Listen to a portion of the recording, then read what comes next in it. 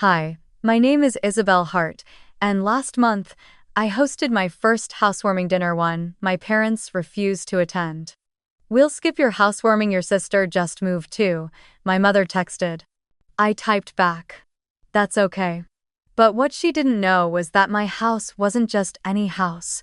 It was a $6 million oceanfront villa I designed and built with my own hands, soon to be featured on HGTV. That night, while my family stayed home celebrating my sister, I opened my doors to everyone who'd ever been overlooked: cousins, friends, neighbors, and for the first time, every person had a seat at the same table. No kids section. No hierarchy. Just belonging. When the HGTV episode aired and the calls started flooding in, I finally understood. Sometimes being excluded is the beginning of freedom. Have you ever been left out of something that mattered deeply to you? Tell me your story and let me know where you're watching from. I think that text from my mother hurt so much because it wasn't new. It was just another echo of what my life had always been: a life of being the shadow next to someone else's light. Growing up, every family celebration seemed designed to orbit around my younger sister, Chloe. Her birthday parties were backyard carnivals, balloons, themed cakes, kids running wild while our parents stood proudly by the grill, calling her their little star. Mine, on the other hand, were always simpler this year. A small cake, no candles sometimes, and the familiar line, "We'll celebrate properly next time, honey." But next time never came. Even during the New Year dinners, the adults would ask, "How's our Chloe doing at school?" And then, almost as an afterthought, "And Isabel, you're helping her with homework, right?" I stopped correcting them after a while. I wasn't Isabel, the daughter. I was Chloe's sister, the unspoken title that followed me everywhere. It wasn't that Chloe was cruel. She just never needed to try to be adored. She was soft-spoken but radiant, the kind of girl teachers praised and neighbors remembered. I was quieter, clumsier, with a mind always tinkering with things instead of people. I liked taking apart alarm clocks and sketching how gears fit together. But my parents didn't see value in that. "You'll make a mess," my mother would sigh whenever she found screws scattered on the table. Meanwhile, if Chloe glued a few glitter stars to a school poster, it became art. I still remember one spring festival when I was 10. Chloe performed a dance on stage at the community center: white dress, pink ribbons in her hair, the crowd clapping wildly. Afterward, my father lifted her into his arms and whispered, "That's my girl." The next week, I came home with a blue ribbon from the district science fair, first place for building a solar-powered model car. I ran to show him, heart racing, expecting that same proud smile. He glanced at it briefly and said, "That's nice, but don't stay up so late next time." My mother added, "Science fairs are fun, but dancing is more social." That night, I lay awake, staring at the ceiling, wondering if achievements still counted when no one cared to notice. As the years passed, the pattern deepened. When Chloe joined the cheerleading team, our house erupted in celebration: family dinner, balloons, new shoes for her big season. When I passed the entrance exam for the state engineering program, my parents barely looked up from the TV. "That's good," Dad murmured, "but are you sure you'll fit in with all those math people?" Mom just said, "Remember to help Chloe with her English project later." I started to realize that being overlooked wasn't a temporary phase, it was my position in the family hierarchy. Chloe was the golden child who reflected their ideal image of success. I was the utility child, the one who filled in gaps, carried boxes, fixed things when they broke. My world began to shrink to the corners of the house, especially the old shed out back. It was dusty, filled with the smell of cedar and rust, but to me it felt sacred. I began spending entire afternoons there, teaching myself how to use the saw and sandpaper, how to shape a crooked board until it became something beautiful. When Chloe was out shopping with Mom, I was cutting planks and fitting hinges, losing myself in the rhythm of creation. My first real project was a small table, nothing fancy, just 4 uneven legs and a top made from leftover plywood. But when I ran my hand across its rough surface, I felt something I had never felt before: worth. It wasn't perfect, but it existed because I had made it, not because someone gave me permission to. Whenever the arguments about favoritism flared, my parents would insist, "We love both of you equally." But equality is a feeling, not a sentence, and it was never something I felt. Even the smallest moments carried tiny cuts that built up over time. One Christmas morning, Chloe unwrapped a pearl bracelet with Mom saying, "You deserve this, sweetheart." My box, smaller and lighter, contained a notebook from the discount aisle. "You like writing things down, don't you?" Mom said absently. I smiled, said thank you, then retreated to the shed to write one sentence on the first page. "You're invisible unless you're useful." It became a quiet mantra, the kind that slips into your bones without you realizing it. In high school, the distance widened further. Chloe was the face everyone recognized: student council, homecoming, social events. I was the one behind the scenes, fixing decorations, handling logistics, making sure everything ran smoothly. Teachers would pat my shoulder and say, "You're such a good helper." Never leader, never talent, always helper. It taught me to measure my value in how much I could do for others, not who I actually was. The shed turned into my sanctuary. The scent of sawdust mixed with paint thinner clung to my hair and clothes. When the world upstairs became too loud with praise for Chloe, I would slip outside, close the door, and breathe in that wooden silence. I built shelves, stools, small birdhouses, anything that let my hands prove I still existed. My father once found me out there sanding a tabletop late at night. He shook his head and said, "You should be in bed. That's not proper work for a girl." I wanted to tell him it was the only thing that made me feel alive. But I stayed silent. By the time I graduated high school, that silence had become second nature. Chloe's college acceptance letter came with family toasts and a celebratory dinner at her favorite restaurant. When mine arrived, full scholarship in architecture, I placed it quietly on the fridge door, next to one of her old dance photos. No one mentioned it. At the farewell dinner before I left, Dad just said, "You're going far away. Try not to get lost in your books." Mom reminded me, "Call often, and if Chloe needs design ideas for her dorm, help her out." I smiled, nodded, and promised I would. Looking back now, I realized the shed had been my training ground all along. In that space filled with sawdust and solitude, I learned more than just carpentry.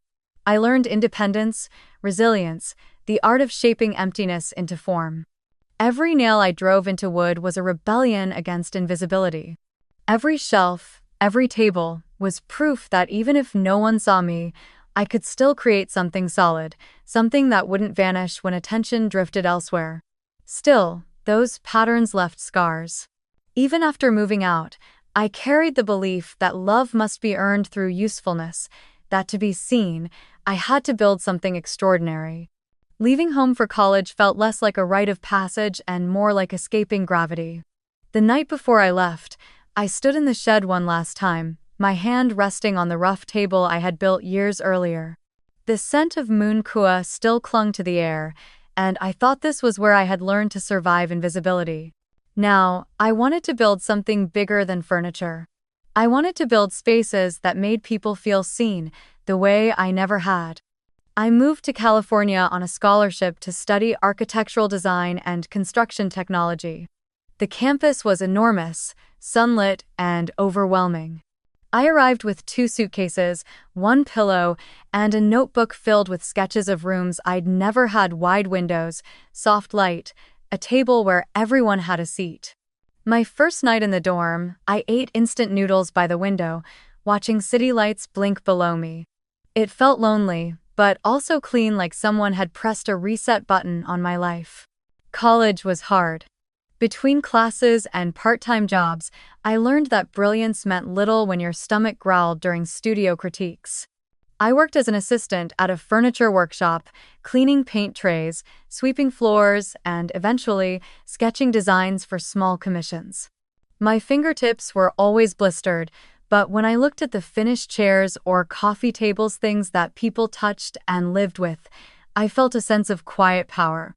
I was turning failure gore, discarded scraps, into something with purpose. And in that process, I was rebuilding myself too. During my second year, I discovered 3D design software and spent nights learning rendering techniques on an old laptop that overheated every hour. I took freelance gigs, online bathroom remodels, small apartment makeovers, even a cafe layout for a client in Portland. The pay barely covered rent, but each project taught me something new about texture, color, or light. My professors often said my designs felt personal, though they didn't know why. The truth was, every drawing came from the same wound. I was designing spaces where people were never made to feel like outsiders. Money was always tight. I shared a studio apartment with 2 classmates and often slept on a pull-out sofa covered in drafting paper. There were nights I'd fall asleep mid-sketch, pencil still in hand, alarm blaring at 5 a.m. so I could make it to my construction internship on time. On weekends, I worked at a cafe to afford materials. Sometimes I'd eat leftover croissants after closing and tell myself it tasted like ambition. The exhaustion was constant, but there was a strange beauty in it. Each day felt like one more plank added to the bridge leading me away from the version of myself who used to sit in the corner of family dinners. In my final year, I landed an internship with a boutique renovation firm. They specialized in transforming old, neglected houses into modern, functional homes, exactly the kind of work that resonated with me. I learned about structural integrity, sustainable materials, and the subtle ways natural light can change the mood of a space. I soaked it all in. My supervisor once told me, "You see buildings the way some people see people, you look for the hurt first." I didn't correct him. He was right. After graduation, I didn't go home. Instead, I rented a tiny studio in Oakland, barely enough room for a bed and drafting desk. The walls were cracked, the ceiling leaked when it rained, but it was mine. I started taking on small private projects, redesigning kitchens, refurbishing furniture, optimizing storage in cramped apartments. My first client was a retired nurse who wanted her late husband's study turned into an art room. I spent weeks restoring old cabinets and painting the walls a pale gray blue. When she stepped in and whispered, "It feels like breathing again," I cried the moment she left. It was the first time someone said something that sounded like love, even if it wasn't meant that way. My parents didn't understand any of it. They still called once in a while, always asking about Chloe first. "She just got promoted," Mom would gush. "You two should talk, maybe she can help you network." When I mentioned my projects, there was a pause. Then came the same tone I knew too well. "Interior design is such a delicate hobby. But make sure you find something stable. And have you heard Chloe might buy a condo soon?" I learned to keep my updates short. "I'm fine, work's good." Then hang up before they could ask if I was dating anyone or if I planned to move back. But while they talked about stability, I was building something sturdier than they could imagine. By 24, I had saved enough to open a small design and build studio in a converted warehouse. I called it Second Form, a nod to the idea that everything, even broken things, deserved a second life. We specialized in restoring forgotten spaces. Old barns turned into cafes, cracked apartment walls reborn with light. Most of our furniture came from reclaimed wood. What others threw away, we transformed. Every screw and beam carried a whisper of the shed where I had once hidden. It wasn't glamorous. I hauled planks, managed budgets, met clients in thrifted blazers, and slept on my office couch when deadlines loomed. But slowly, word spread. People liked the sincerity of what we built. They said my spaces felt like home, and maybe that was because I was still searching for one myself. One night, after delivering a completed project, a small beach cabin renovation, I drove back along Highway 1 with the windows down. The sea was black and infinite, the moonlight flickering on the waves. I remember thinking, this is what freedom smells like, salt and sawdust. And yet, beneath the pride, there was still that ache, the quiet hope that one day my parents might see what I had made and say they were proud. But every phone call reminded me that their hearts were still elsewhere. "Chloe just bought her first house," Mom said one evening. "She's so mature for her age." I smiled into the silence. "That's great," I replied. "Maybe one day she'll hire me to design it." Mom laughed lightly, not realizing I meant it both as a joke and a wish. After the call, I stared at my blueprints scattered across the table, projects that had clients' names, not mine, and thought, maybe it's time I build something that's truly my own. That thought would eventually become the seed of my villa, the home I never had but always imagined. The one that would stand on a cliff and look directly into the horizon, untouched by comparison or exclusion. But back then, I didn't know that yet. All I knew was that from scraps and loneliness, I had learned to turn wood into beauty and emptiness into form. I had built enough to survive. Now, it was time to build something to live for. It began as nothing more than a quiet longing, a whisper that visited me every time I finished designing a home for someone else. Each time a client walked through their newly renovated space and said, "It finally feels like mine," I felt a pang deep inside. Because no matter how many homes I created for others, I didn't truly have one for myself. Not a rented apartment, not a borrowed sofa, something that belonged only to me. A place no one could take away, no one could tell me I didn't deserve. That longing led me north, along the Pacific coast, until I founded a windswept cliff just outside Cannon Beach, Oregon, where the land dropped sharply into the roaring ocean below. The property wasn't glamorous when I first saw it. A weather-beaten cottage sat crooked near the edge, its paint peeling, its windows fogged with salt. Most people would have turned away at the sight of corroded beams and cracked foundations, but I stood there with my boots sinking into the wet soil and thought, this is it. It wasn't perfect, but it was honest, rough, forgotten, waiting for someone who could see potential beneath the rust. The realtor kept apologizing for the state of the place, but I barely heard her. I was already imagining walls of glass opening to the sea, the smell of cedar, the sound of waves echoing through open space. I signed the papers that week. It cost nearly everything I had, but I didn't care. For the first time, the word home didn't feel like a dream. When the permits were approved, the real work began. I wanted every inch of the villa to embody resilience, not just beauty. So I tore it down to its bones, keeping only the stone foundation and a handful of original beams that had withstood 40 years of storms. My concept was simple: strength and transparency.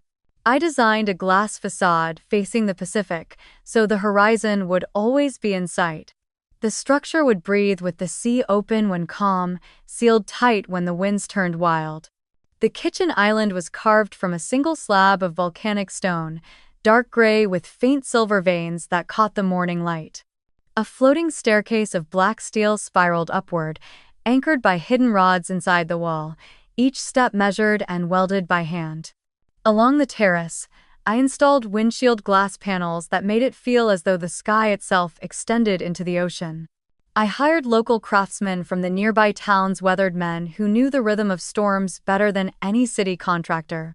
There was Cal, the carpenter with salt gray hair and a laugh that rumbled like thunder, who taught me how to reinforce beams against sea wind. Lydia, a stonemason whose family had worked the Oregon cliffs for generations, carved the exterior ledges with bare hands and unshakable focus.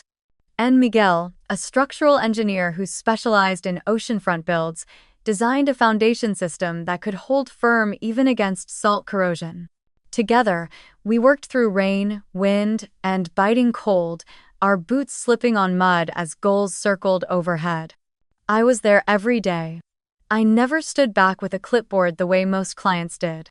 I was on the scaffolding, checking sealant lines, sanding wooden trims, feeling the grain of the cedar planks before approving them. Every door hinge, every faucet, every tile was something I personally touched. When the installers asked if I wanted standard silicone or marine grade for the windows, I chose the latter, more expensive, but better for fighting salt damage. One night, the wind howled so fiercely that I stayed on site, flashlight in hand, checking every joint along the glass walls to make sure no rain seeped through. I could have gone home, but, in some strange way, I already was home. The nights were long and cold. Sometimes I'd sit alone on the half-finished balcony, a blanket wrapped around my shoulders, staring at the endless black expanse of the Pacific. The smell of salt and wet wood filled the air.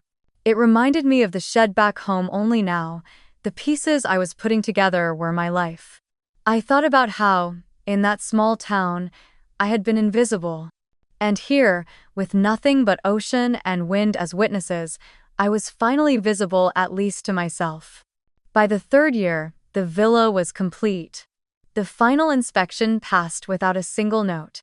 I remember walking barefoot through the finished hallway that first morning, the floor cool beneath my feet, the sunlight spilling through the glass, scattering in golden shards across the walls. The sea stretched endlessly beyond, silver and wild. Every corner breathed calm and intention: the cedar beams, the stone fireplace, the smooth walnut table in the dining area. I placed my old handmade table, the one from my childhood shed, in the study, refinished and sanded smooth. It was my reminder. This was where the invisible girl from Indiana had ended up. I didn't tell my family. Not about the purchase, not about the build, not even about the completion. If I had, they would have found a way to twist it to make it about Chloe. She must have had help, they'd say. Maybe Chloe inspired her. I wasn't ready to let them soil something sacred, so I told no one. My colleagues thought it was a private retreat project for a client. My friends only knew I disappeared to the coast every weekend. In the silence of secrecy, I felt free. One afternoon, as I was taking final photographs for the portfolio, a producer from HGTV reached out. They had seen a few of my previous before and after posts online and wanted to feature one of my transformations in a special episode about coastal architecture. I hesitated at first. Exposure wasn't something I craved, but then I realized it was an opportunity to honor the story of the house itself. So I agreed, on one condition: no names, no personal details. The crew arrived that summer, setting up drones and cameras, capturing every detail: the way sunlight rippled across the ocean glass, the craftsmanship of the beams, the serene minimalism of the kitchen. During the interviews, when they asked what inspired me, I smiled and said, I wanted to build a place where everyone has a view of the horizon, not just the people sitting at the head of the table. They nodded, not realizing the layers behind those words. When the filming wrapped, the crew thanked me, promising the episode would air by the end of the year. As the trucks pulled away, I stood on the terrace, listening to the last echoes of their voices fade into the sea wind. The villa was silent again, bathed in orange light from the setting. Sunday, I pressed my hand against the glass wall, felt the coolness of the surface, and whispered to no one in particular, "This is mine." That night, a storm rolled in. The waves crashed violently against the rocks below, spraying salt through the air, the wind howling like a choir of ghosts. I stayed awake, moving from room to room, checking seals and joints, tracing the edges of the silicone that held the glass firm against the pressure. It held. Everything I had built held. And somewhere between the roar of the sea and the beating of my heart, I realized that for the first time, I wasn't afraid of being alone. Because now, solitude wasn't punishment. It was proof that I had finally created a home no one could take away. The message came on a Thursday morning while I was arranging the final delivery of cutlery for the villa. The air smelled faintly of sea salt and varnish, that clean, expectant scent that always comes before something new begins. My phone buzzed on the marble counter.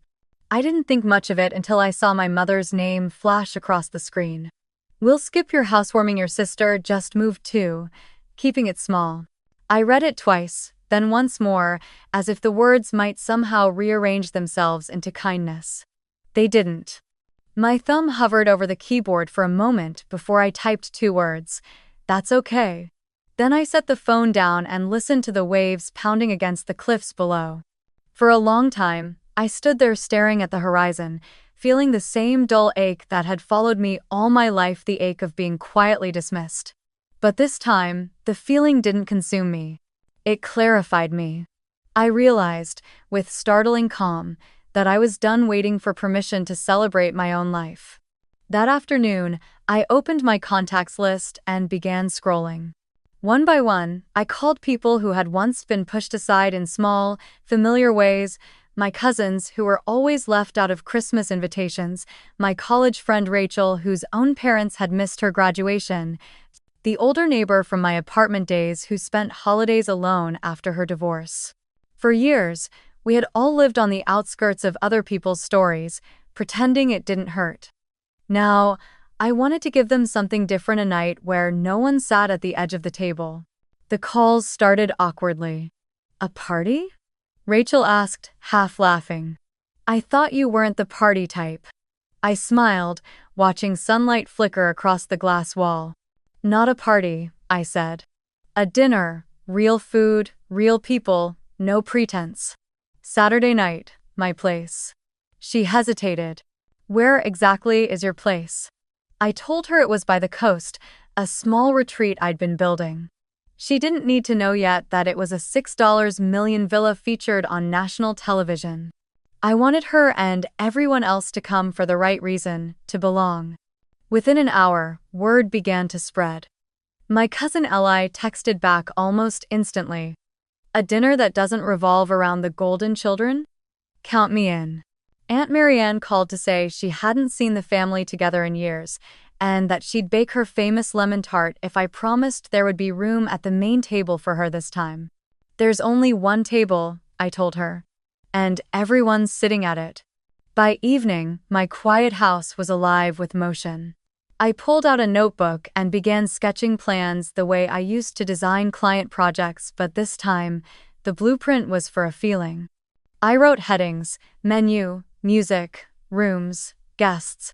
Under menu, I listed dishes that spoke warmth: herb roasted chicken, wild mushroom risotto, fresh bread from the local baker, honey cake. Under music, soft jazz and acoustic guitar. Under rooms, I noted every guest's name beside a bedroom: Rachel and her husband in the West Wing, Aunt Marianne in the suite overlooking the sea, Eli in the guest room near the library. Each space would hold someone who had once been made to feel like they didn't belong. I called the chef from town, a kind woman named Margaret, who had catered one of my renovation launches. When I explained what I wanted, she said softly, "You're not just hosting a dinner, are you?" I laughed quietly. "No," I said. "I'm building a new table." Over the next 2 days, preparations unfolded like choreography. I ordered fresh linens in cream and soft gray, arranged wildflowers from the hillside into handmade ceramic vases, and placed name cards at each seat, handwritten, elegant, all the same size. There was no kids' table, no hierarchy. Every plate, every chair was given equal space. When the long oak table finally stretched across the great room, polished and glowing under the chandeliers, I stood back and saw what I had been trying to build my entire life. It wasn't just a dinner setting. It was proof that inclusion could be designed, that belonging could have form and light and fragrance. On Friday night, as the last deliveries arrived, I sat by the fire with a cup of tea, reviewing my list once more. 15 guests confirmed. 15 people who, like me, had spent years watching others celebrated while they stood in the background. I imagined them walking through the doors tomorrow, the laughter, the clinking of glasses, the glow of the fire reflected on their faces. The thought filled me with something warm and steady, a kind of peace that didn't need anyone's approval to exist. Outside, the waves crashed hard against the rocks, and the wind rattled the glass panes. I looked around at the space I had created: walls of cedar, floors of polished stone, the soft hum of the ocean beyond. Every corner told the same story. That sometimes, when your family keeps you outside their table long enough, you learn to build one yourself: longer, stronger, and wide enough for everyone who knows what it's like to be forgotten. I picked up my phone one last time that night, not to scroll or check for messages, but to send a single group text. Saturday, 6 p.m., dinner at the villa. Come hungry, come as you are. No one's sitting on the sidelines this time. Then I turned the phone face down, blew out the candle, and let the house fall silent. The sea kept roaring outside, but inside, for the first time in my life, everything felt ready, not for approval, not for show, but for belonging. The next morning, the villa came alive in a quiet rhythm of preparation. The sky outside was the color of pewter, clouds moving low over the ocean, and the sound of waves folded softly into the house through the half-open glass doors. The salt air mixed with the faint scent of cedar from the floors, and as I walked barefoot across the cool stone tiles, I felt that rare stillness before a gathering like the world was holding its breath. I started with the decor. The long oak table faced the sea, stretching parallel to the horizon. I ran my hand along its surface, feeling every grain and groove, then unrolled the linen runners I had chosen from a small studio in Portland. The fabric was rough but elegant, a warm sand color that mirrored the beach below. I placed simple white plates, polished silver cutlery, and crystal glasses that caught the late morning light like drops of water. Each setting had a name card written in soft graphite ink, my handwriting, careful and even. The centerpiece was a cascade of white eucalyptus and olive branches, interwoven with sprigs of dried lavender. The fragrance was subtle, clean, with a whisper of earth. Out on the terrace, Tom, the handyman from town, was stringing hundreds of tiny golden bulbs across the beams, draping them along the railing that framed the view of the cliffs. When dusk came, they would glow like stars caught in a net. "Keep them low enough to dance under," I told him, and he grinned, adjusting the height until I nodded. I added sea salt candles in glass jars, their wicks tied with twine, and placed them along the path leading from the front gate to the great hall. The scent, a mix of ocean breeze and sandalwood, would greet guests before they even stepped inside. Inside, I moved from room to room, personalizing each space the way I used to design for clients, except this time, it wasn't about aesthetics. It was about memory, care, and recognition. I wanted every person who entered to feel quietly seen. In the East guest room, I left a stack of classic novels beside Aunt Marianne's bed: Pride and Prejudice, Little Women, The Nightingale. She once told me she read when she couldn't sleep, that stories made her feel less alone. On the nightstand, I placed a small card that read, "For the woman who taught me that quiet strength still counts." In the children's room, I unpacked the ocean-themed Lego set I had ordered: ships, dolphins, tiny divers, and arranged it neatly on the floor so Rachel's kids would see it the moment they entered. I could already picture their laughter echoing through the hall, their small hands building something new. For Grandma, whose arthritis kept her from walking too far, I chose the cozy corner suite near the fireplace. I brewed a jar of her favorite herbal tea, chamomile with honey and mint, and left it beside a wool scarf I'd found in town, ash gray and soft as a sigh. On the note, I wrote, "So you can stay warm while watching the waves." That, even Uncle Ray, who rarely spoke and always complained about the cold, had a place prepared. On his chair I draped a hand-knitted navy throw, thick and coarse, the kind that carried the smell of rain and wool. These weren't extravagant gestures. They were quiet assurances, proof that everyone here mattered. By noon, the kitchen filled with life. Margaret, the chef I'd hired, arrived with 2 assistants and boxes of fresh produce from the farmer's market: oysters, clams, wild salmon, thyme, rosemary, and a loaf of sourdough still warm from the oven. The villa's open kitchen was designed around the hearth: black granite counters, a long walnut island, copper pans hanging from hooks that gleamed like coins. Margaret unpacked her knives with reverence and got to work. Soon, the air was thick with the smell of butter and garlic sizzling, the sound of a ladle stirring seafood chowder, the occasional pop of oil from the cedar plank salmon roasting over the flame. "This kitchen was made for comfort," she said, glancing around. "Not for show." I smiled. That was exactly what I'd intended. While the kitchen hummed, the 2 musicians I'd invited arrived: a guitarist named Lucas and a violinist named June, both locals. They carried their instruments carefully, cases damp with sea mist. "Play what feels like home," I told them. As they tuned, soft notes floated through the air, wrapping around the clatter of pans and the rhythmic crash of the waves outside. The combination created something unplanned but beautiful, a kind of living symphony. Meanwhile, the HGTV camera crew was setting up outside. They'd returned to film a few final shots for the feature background B-roll to capture the villa in its lived-in glow. I had agreed, mostly because I wanted the story of the house to end the way it began, not as a monument of architecture, but as a space filled with life. The cinematographer crouched near the deck to capture the reflection of the lights in the window glass. Another adjusted the drone hovering above the terrace, its lens sweeping across the cliffside where the ocean stretched infinite and blue. I watched silently as they filmed, the camera catching details I hadn't noticed before. The way the linen fluttered in the wind, the soft gleam of the table runner, the flicker of candles waiting to be lit. When they asked to film me preparing for the dinner, I agreed on one condition: no dialogue, just hands. So they followed me as I placed the name cards, adjusted the candles, smoothed a wrinkle on the runner.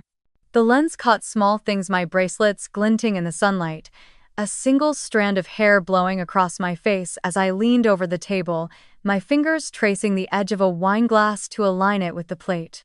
"Perfect," one of them whispered. I didn't smile for the camera. I smiled for myself.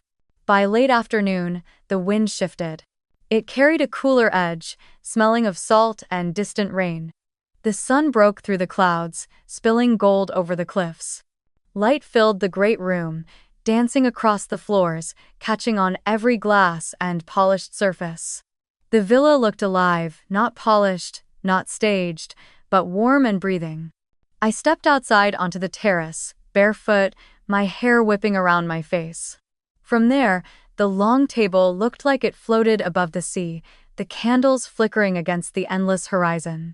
Inside, Margaret was testing the chowder, Lucas was plucking soft guitar chords, and June's violin thread wove through the air like silk. The sound was tender, nostalgic, the kind that made you want to pause mid-step just to listen. I leaned against the doorway, inhaling deeply. Butter, salt, eucalyptus, cedar smoke. The scents layered together until they became inseparable, like pieces of one long memory. I glanced at the clock. 5:15 p.m.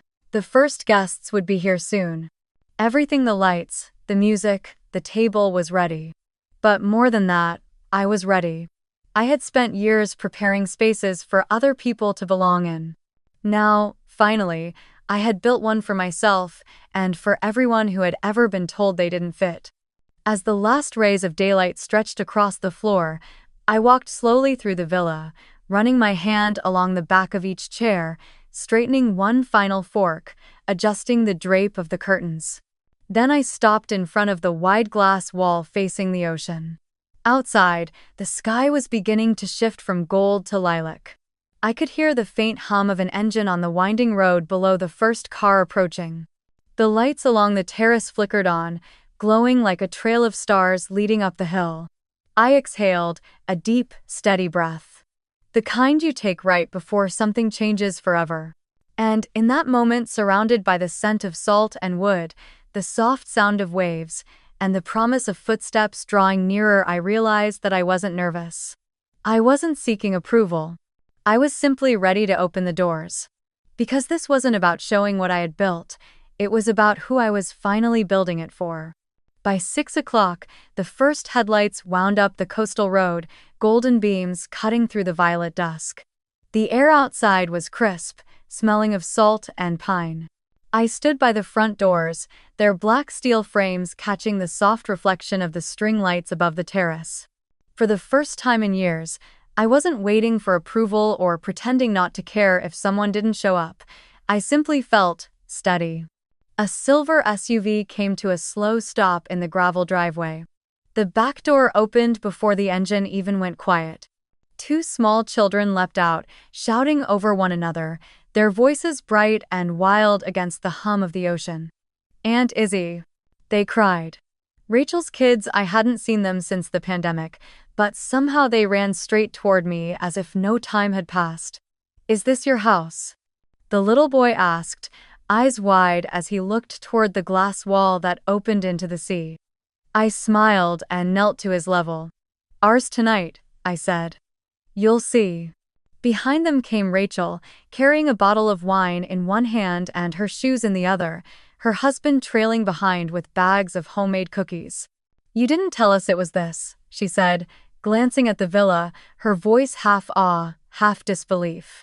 It's beautiful, Izzy. I shrugged, smiling. I just wanted somewhere everyone could breathe. More cars followed. Cousin Eli arrived next, bringing his girlfriend and his mother Aunt Marianne, who wore a thick wool coat and carried her lemon tart wrapped in a dish towel. I baked the crust twice, she said proudly as I took it from her. It always breaks the first time. She stepped inside and froze, looking around at the great room glowing under the pendant lights. My word, she whispered. You built this? I nodded. She pressed her hand to her heart, her eyes soft. Your mother has no idea, does she? She asked gently. No, I said, and that's okay. Within the next half hour, the villa filled with laughter, footsteps, the soft pop of champagne corks. The children discovered the infinity pool that spilled seamlessly into the edge of the cliff. It looks like it goes straight into the ocean. One of them shouted. I warned them to stay back from the edge, but secretly smiled at their wonder. Others wandered toward the stone steps leading down to the beach, their shoes crunching lightly against the gravel path as the sky deepened from lavender to deep indigo. Inside, the musicians had begun to play the low strum of Lucas's guitar and the sweet, aching pull of June's violin blending with the rhythm of the waves outside. It wasn't background music, it was conversation in another language, one that everyone seemed to understand. As each guest arrived, I guided them personally to their rooms. I wanted them to feel seen. Aunt Marianne laughed out loud when she found the novels stacked on her nightstand. You remembered, she said, tracing the cover of Little Women. Of course I did, I told her. You gave me my first copy. In another room, Grandma was seated comfortably near the fire, her cup of tea steaming beside her. She looked up as I entered, her silver hair glowing orange in the firelight.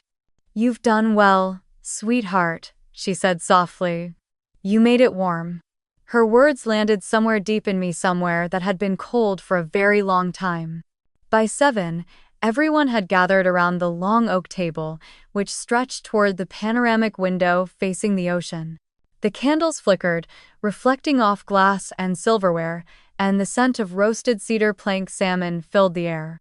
I had placed Grandma at the center, with the children on either side so she could hold their small hands between hers. There was no head of the table. Every seat had equal space, equal light. The table was built to erase the hierarchy I had grown up with: no kid's corner, no seat of honor that made others small. As we sat, the sounds of the sea mingled with laughter and music.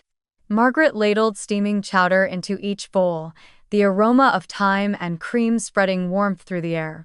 I lifted my glass first, not to toast achievement or success, but something simpler.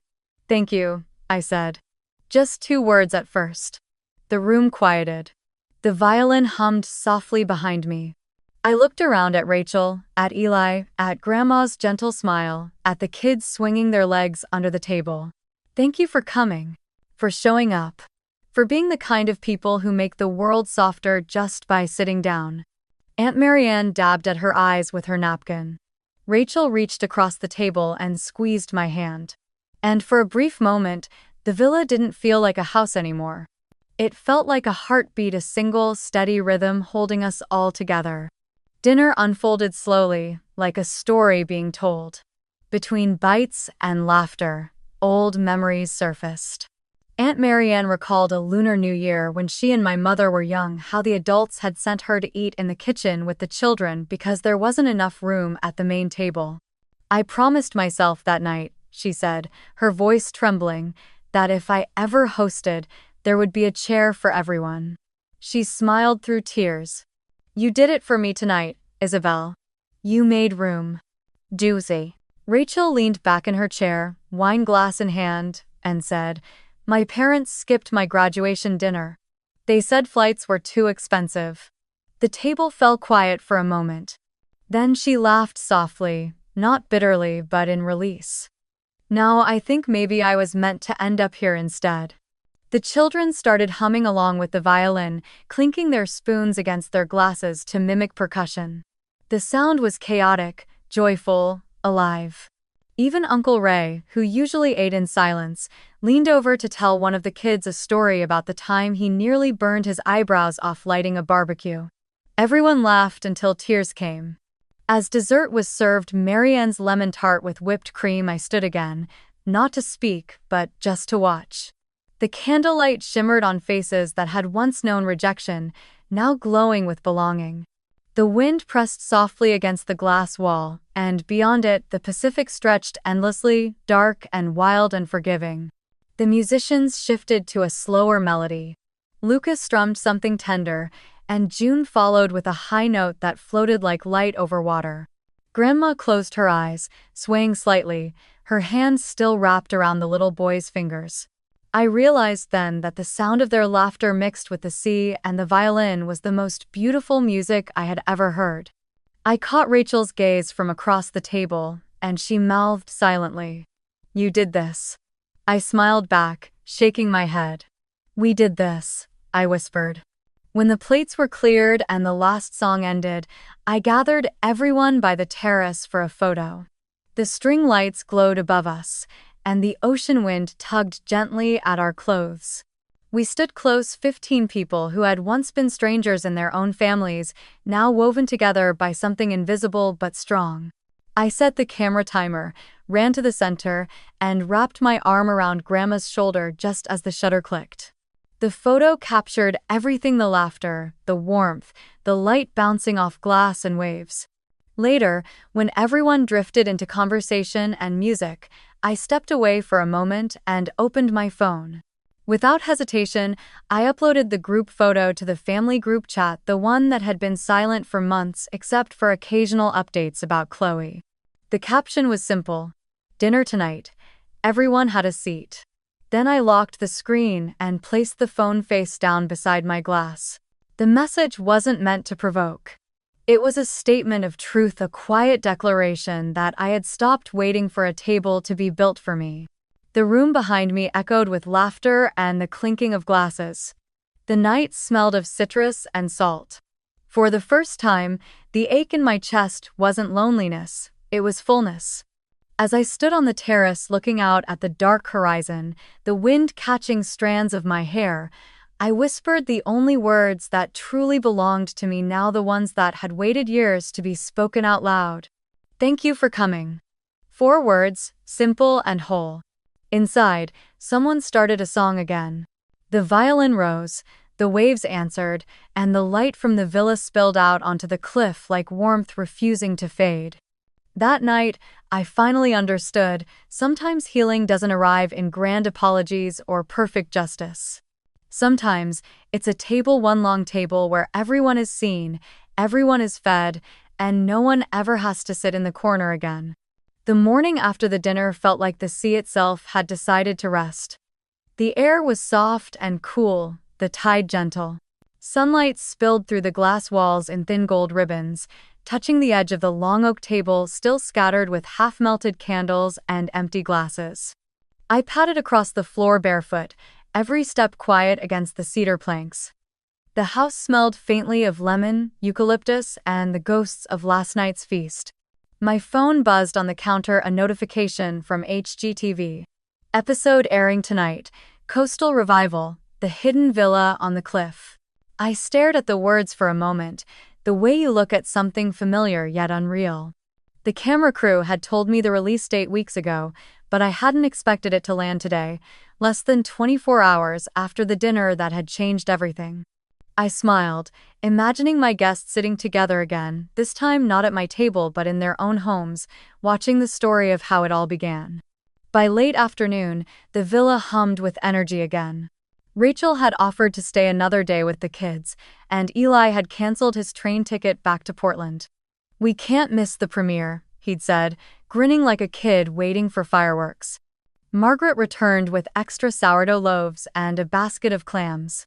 For chowder refills, she'd insisted, and Tom strung a white sheet across the terrace railing, transforming it into a makeshift outdoor theater.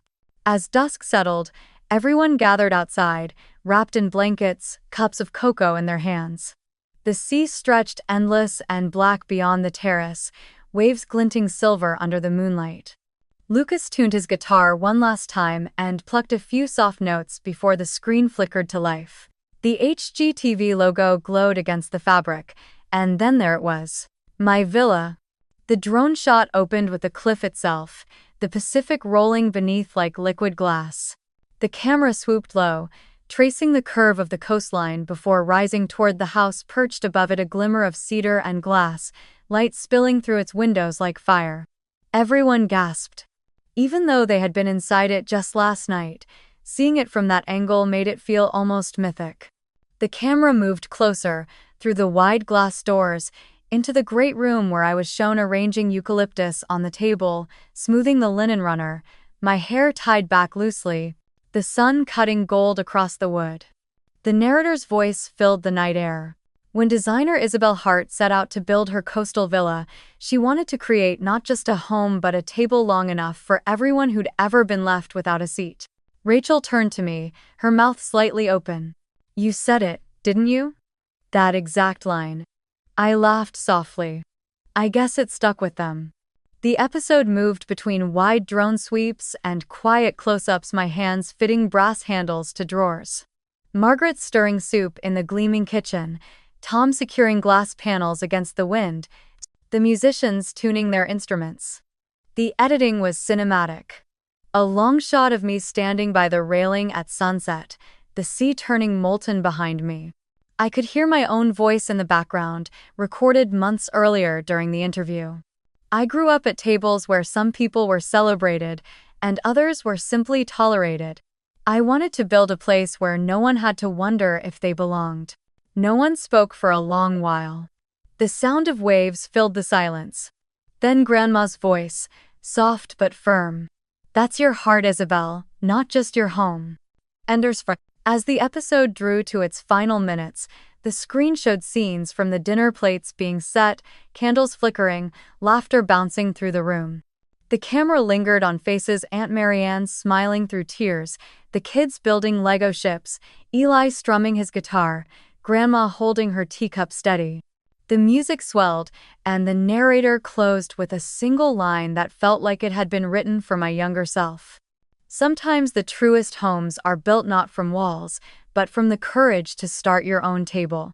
The credits rolled, soft piano music trailing behind, and the night fell still again. The only sound was the ocean, steady and endless.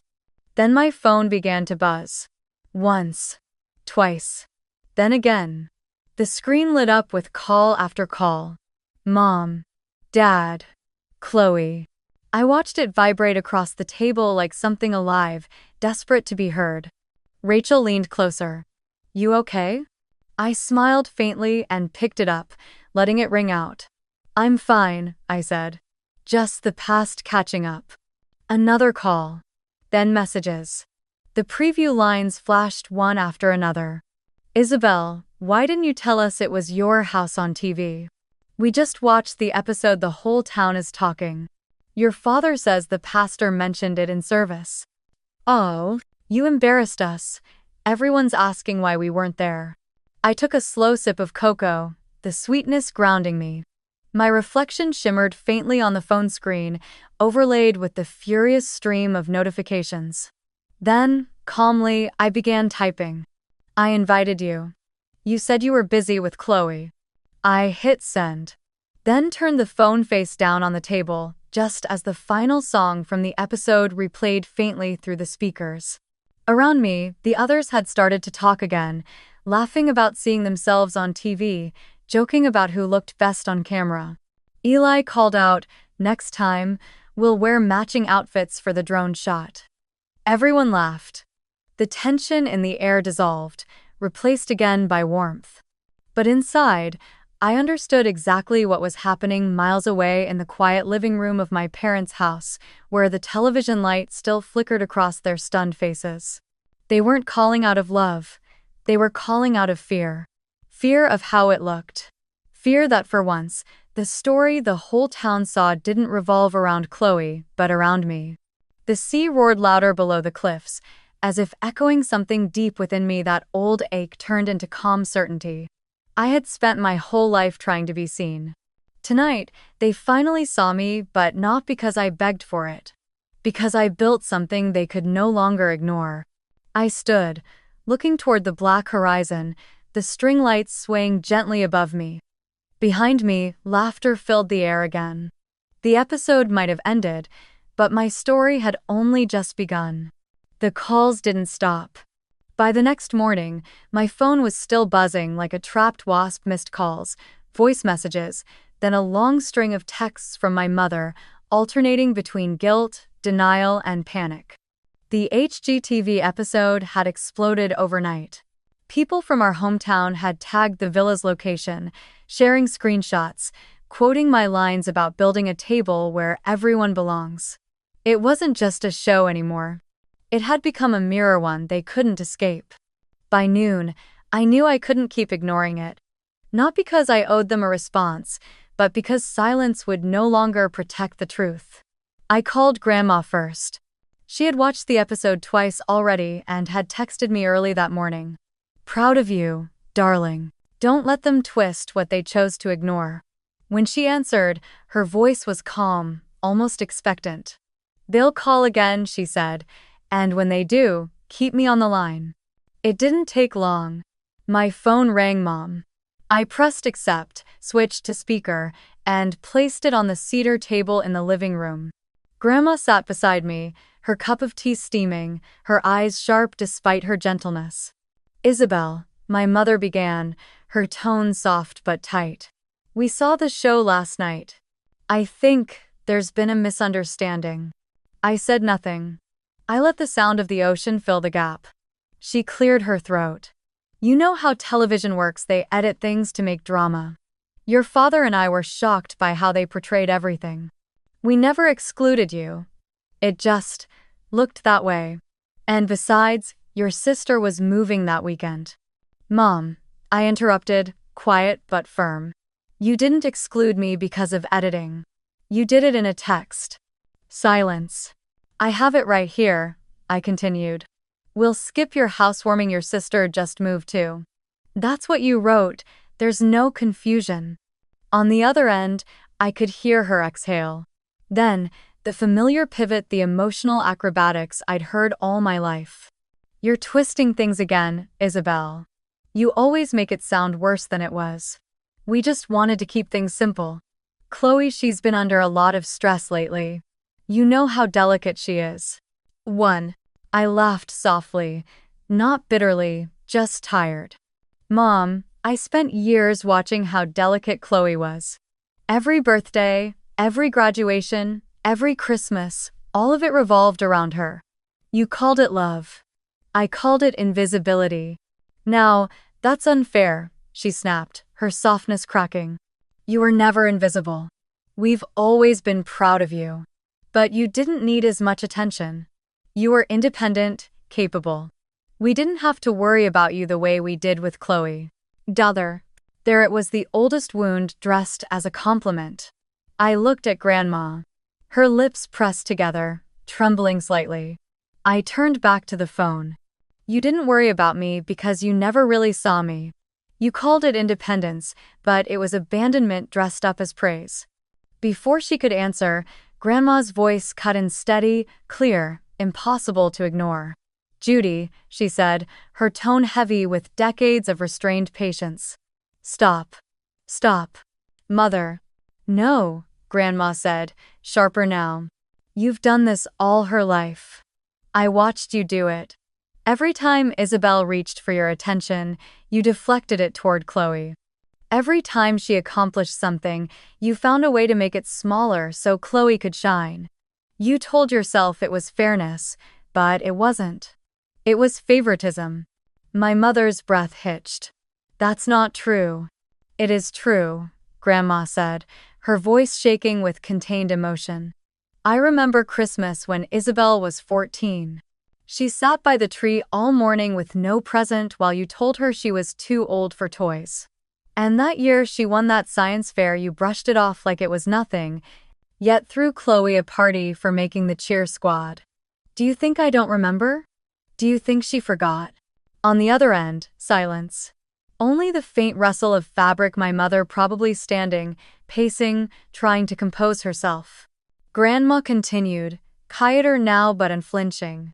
You've built your world around Chloe's comfort, not around fairness. And now that the truth has aired for everyone to see, you're embarrassed, not sorry. Because for the first time, the town isn't talking about Chloe's perfection. They're talking about the daughter you tried to forget. Mother, please. No, Grandma said again. This isn't cruelty, this is correction. The wound doesn't heal until someone names it. I sat still, hands folded in my lap. My heart was pounding, but not from fear, from something deeper. Vindication, maybe. The kind that doesn't taste like revenge, but like air after years of suffocation. My mother tried again, her voice trembling now, softer. I didn't mean to hurt anyone. I thought Isabel didn't mind. Grandma sighed. She minded. She just learned silence because you rewarded her for disappearing.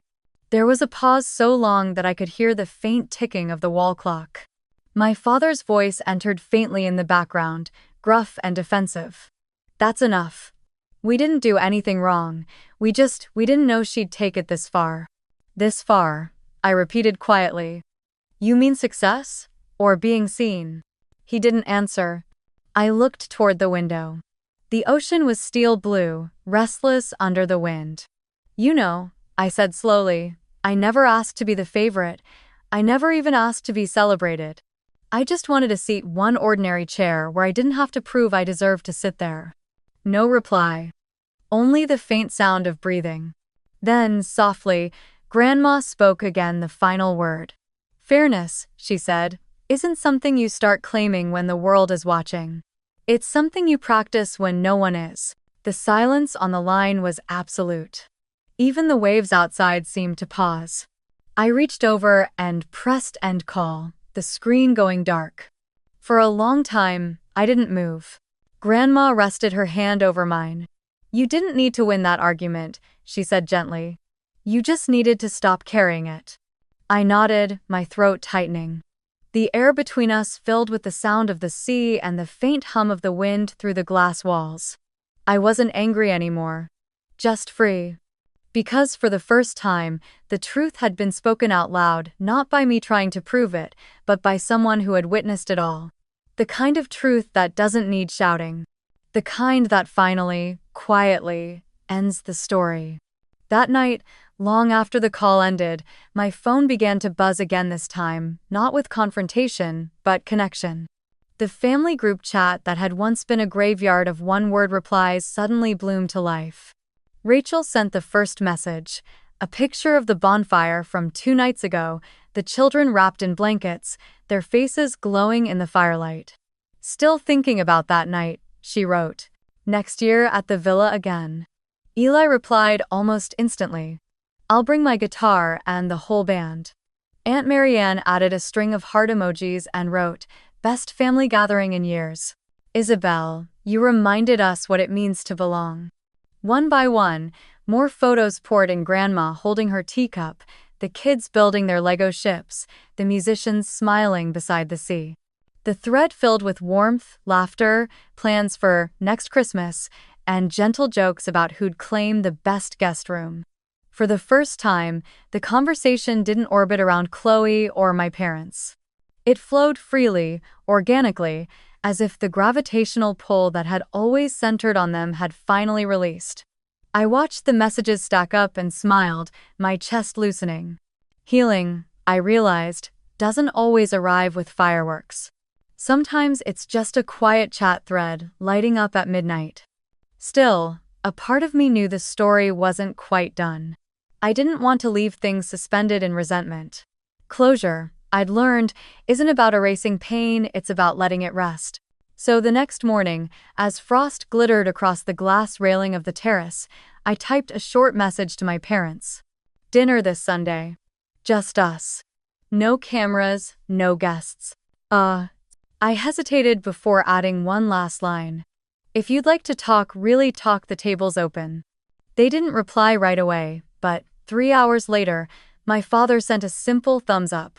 My mother followed with, "We'll come." No emojis, no punctuation. But it was enough. Sunday arrived gray and cold. The wind from the ocean carried a kind of cleansing quiet, and the villa felt larger than usual, echoing, almost reverent. I didn't prepare anything extravagant. No floral centerpieces, no glowing string lights. Just a small table for four set near the fireplace. A loaf of bread still warm from the oven, a pot of soup, and roasted sea bass with lemon and herbs. The kind of meal meant for conversation, not spectacle. When their car pulled up the drive, I caught sight of them through the window, hesitant, subdued. My mother clutched her scarf tight, my father lingered behind her, hands deep in his pockets. Chloe stepped out last, her eyes scanning the villa with quiet awe. She hadn't been here before. For once, there was no trace of smugness on her face, just the tentative look of someone walking into a story she didn't expect to be part of. I met them at the door. "Come in," I said simply. Inside, the crackle of the fire filled the silence that followed. My mother ran her fingers lightly along the back of a chair, almost to steady herself. "It's beautiful," she whispered. "Different from what I imagined." "It's home," I said. "Not perfect, but mine." We sat down, the air thick with unsaid words. For a while, we ate quietly. My father complimented the food. Chloe asked about the sea view, her voice soft, uncertain. My mother kept her gaze mostly on her plate. Finally, I set my fork down. "I didn't invite you here to revisit the show," I said gently. "Or the calls. I just wanted to talk about what's never been said." No one interrupted. So, I began. I told them about the Christmas mornings when I'd sat by the tree pretending not to notice there were no gifts for me. About the science fair trophy that collected dust on the shelf while the whole family threw a party for Chloe's cheerleading win. About the night I ate noodles alone in my dorm while they sent Chloe money for a new laptop. I spoke of my graduation, the one they missed because they said it was too far, and how I'd walked across that stage scanning the crowd for faces that weren't there. My voice didn't shake. It wasn't anger anymore, just truth measured, steady. "I don't need apologies," I said quietly. "I just need you to understand how it felt. To spend years being told I was strong enough to be ignored." For a long time, no one moved. The only sound was the pop of wood in the fire. Then my father exhaled slowly and said, "Maybe I didn't see it all." His voice was rough, unfamiliar in its humility. "I thought you didn't need us. That you were fine on your own. Maybe that was just me making it easier to look away." My mother's eyes shimmered. She set down her spoon, her voice small but clear. "I was proud of you, Isabel. I just didn't know how to say it. You were always ahead of us somehow. With Chloe, I knew how to help. With you, I only knew how to admire from a distance." She hesitated, her lip trembling. "That distance became habit. I'm sorry." I nodded, absorbing her words like slow sunlight. They didn't erase the years, but they mattered. Then I turned to Chloe. She hadn't spoken the whole time. Her fingers twisted in her lap, knuckles pale. Finally, she lifted her head and met my eyes. "I didn't know," she said softly. "I thought you wanted to stay away. You never said anything." "I did," I said. "Just not in words you were listening for." She nodded, a faint tremor passing through her. "Then maybe this is me listening now." For a moment, the silence between us wasn't heavy, it was fragile, like something newly built that needed care not to break. When dinner ended, I walked them to the door. My mother hugged me not tightly, but longer than I expected. My father placed his hand on my shoulder and said, "Your mother's right, it's beautiful here. You've built something solid." Chloe lingered behind, glancing once more at the long table before whispering, "You really made your own world." I smiled faintly. "There's still room at the table if you ever want to join it the right way." She didn't answer, but her eyes softened, and that was enough. After they left, I stood by the window watching their car wind down the hill until the taillights disappeared. The house fell quiet again, the only sound the rhythmic pull of the tide. I walked back to the table, still warm from where they'd sat, and blew out the candles one by one. For the first time, I didn't feel like a daughter trying to earn her place. I felt like a woman who had finally made peace with where she stood. The wound hadn't vanished, but it had closed. And sometimes, that's all healing really needs. That night, after the last candle burned down to a soft pool of wax, I stepped out onto the terrace alone. The wind had quieted, and the ocean shimmered under the moonlight, dark, vast, eternal. I wrapped a blanket around my shoulders and sat on the wooden bench I'd built myself, the same one that overlooked the cliffs. Down below, the waves struck the rocks in steady rhythm, like the slow heartbeat of something ancient. For a long time, I just breathed. No noise, no performance, no phone lighting up with notifications. Just me and the sound of the sea. I thought about everything that had happened, the text that started it all, the dinner, the broadcast, the confrontation, and finally, the quiet meal with my family. It had been years of waiting for someone else to offer me a seat at their table. Tonight, I finally understood. I had never needed their invitation. I smiled faintly, watching the horizon fade into silver. "I'm not waiting for a chair anymore," I whispered to the wind. "I built the whole table myself." 1. The sentence hung in the air, carried off by the sea breeze. And for the first time, it didn't sound like defiance, it sounded like peace. Because that's what this journey had become. Not revenge, not even recognition, but reclamation of space, of voice, of worth.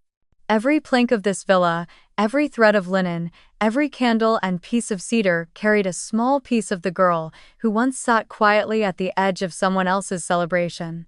She wasn't invisible anymore. She had built her own home, her own story, her own family of those who chose to show up. I looked out at the horizon and thought of everyone who might be listening, those who've spent their lives trying to be noticed, to be good enough, to earn love that should have been given freely. If you're one of them, I want you to remember this. You don't need anyone's approval to have worth. You are already enough, even if no one ever told you. Don't wait for someone to give you a seat at their table. Build your own. Craft it from the parts of your story that once hurt the most, and let those scars become the grain in the wood. Then, when it's ready, only invite the people who know how to treat it with care, the ones who see you, not for what you can give, but for who you are. I leaned back, listening to the ocean breathe, the stars glimmering like 1,000 tiny yeses from the sky. Somewhere inside me, the little girl who once waited by the tree without a gift finally exhaled. If you're hearing my story, I want to ask you something. Have you ever been overlooked during one of the biggest moments of your life? If you have, tell me your story, share it in the comments. And let me know where you're watching from. Because maybe, just maybe, your story and mine aren't so different after all. The waves rolled in, soft and sure. I closed my eyes, whispered a quiet goodnight to the ocean, and smiled knowing that for the first time in my life, I wasn't reaching for their table anymore. I had built my own, and it was finally, beautifully full.